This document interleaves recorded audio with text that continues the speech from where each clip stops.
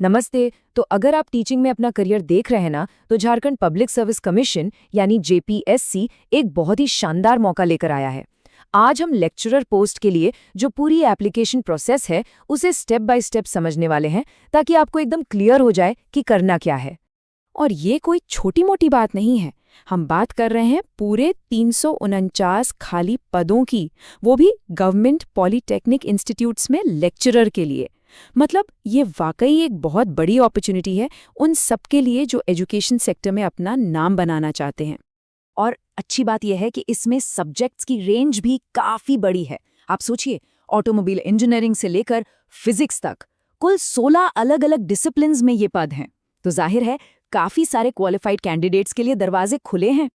अब देखिए, मौका तो बड़ा है, पर सवाल ये उठता है कि ये जो पूरी डिटेल्ड एप्लीकेशन प्रोसेस है, इसे सही तरीके से पूरा कैसे किया जाए। कभी कभी ये थोड़ा मुश्किल लग सकता है, पर फिक्र मत कीजिए, हम यहाँ इसी को आसान बनाने के लिए हैं। ठीक है, तो ये रहा हमारा रोड मैप। सबसे पहले देखेंगे कि ये अपॉर्चुनिटी आखिर है क्या, फिर एलिजिबिलिटी चेक करेंगे, उसके बाद समझेंगे कि आपका स्कोर कैसे कैलकुलेट होगा, एप्लीकेशन की टाइमलाइन क्या है, और आखिर में एक फाइनल सबमिशन चेकलिस्ट पर भी नजर डालेंगे ताकि कोई गलती न हो। तो चलिए शुरू करते हैं। तो सबसे पहले आते हैं उस सवाल पर जो सबसे जरूरी है, मतलब पहली सीढ़ी, क्या आप इस पोस्ट के लिए एलिजिबल हैं? ये जानना बहुत ही क्रिटिकल है। यहाँ एक बात ध्यान देने वाली है, एलिजिबिलिटी क्राइटेरिया आपके सब्जेक्ट के हिसाब से अलग अलग है। अगर आप इंजीनियरिंग या टेक्नोलॉजी बैकग्राउंड से हैं तो आपके लिए अलग शर्तें हैं, और अगर आप साइंस या ह्यूमैनिटीज से हैं तो आपके लिए नियम कुछ और हैं। तो ये बहुत ज़रूरी है कि आप ये पक्का कर लें कि आप पर कौन सी शर्तें लागू होती हैं। अच्छा, एलिजिबिलिटी तो हो गई। अब बात करते हैं सिलेक्शन प्रोसेस की। ये पूरा का पूरा सिस्टम एक 100 पॉइंट स्कोरिंग पर टिका है, जो कि काफी ट्रांसपेरेंट है। ये देखिए, ये है वो ऑफिशियल स्कोरिंग टेबल।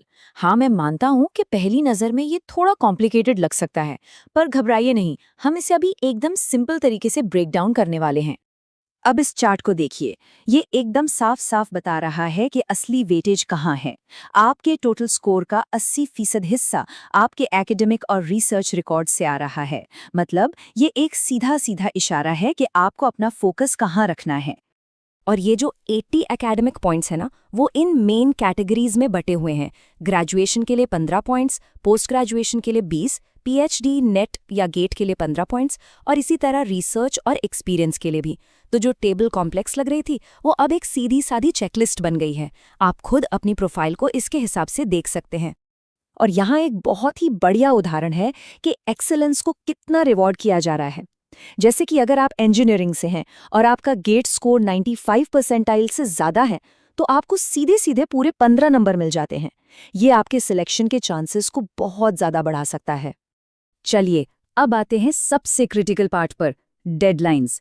इन तारीखों को मिस करना मतलब आप रेस से बाहर हैं, तो इन पर खास ध्यान देना होगा।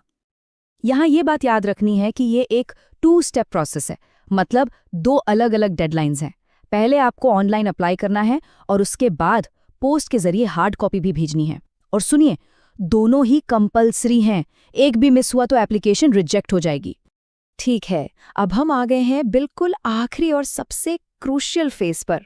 चलिए देखते हैं कि कैसे एक सक्सेसफुल सबमिशन को पक्का किया जाए और किन गलतियों से बचना है। देखिए, नोटिफिकेशन में साफ साफ बताया गया है कि ये कुछ आम गलतियां हैं जो लोग अक्सर कर देते हैं, जैसे ऑनलाइन फॉर्म में गलत जानकारी भरना, या सारे डॉक्यूमेंट्स की सेल्फ अटेस्टेड कॉपीज ना लगाना, या फिर हार्ड कॉपी भेजने में देर कर देना। इन गलतियों से बचकर आप अपनी एप्लीकेशन को स्मूथ बना सकते हैं। और ये बहुत काम की चीज है। एक तरफ है ऑफिशियल लिस्ट कि कौन कौन से डॉक्यूमेंट्स चाहिए, और दूसरी तरफ है वो चेकलिस्ट फॉर्म जो आपको भरना है। इससे ये पक्का हो जाता है कि आपने कोई भी जरूरी कागज मिस तो नहीं किया।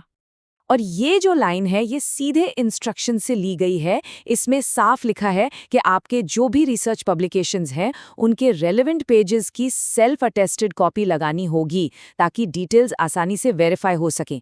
मतलब हर दावे के लिए पक्का सबूत चाहिए। तो अब जब सारे डॉक्यूमेंट्स तैयार हैं और डेडलाइंस भी पता हैं, तो सवाल ये है कि क्या आपकी एप्लीकेशन सैकड़ों की भीड़ में अलग चमकने के लिए तैयार है? बस थोड़ी सी सावधानी, डिटेल्स पर ध्यान और आपकी एप्लीकेशन सच में स्टैंड आउट कर सकती है। उम्मीद है कि इस पूरी बातचीत से आपको अप्लाई करने के लिए कॉन्फिडेंस और क्लैरिटी दोनों मिली होगी। हमारी तरफ से आपको बहुत बहुत शुभकामनाएं।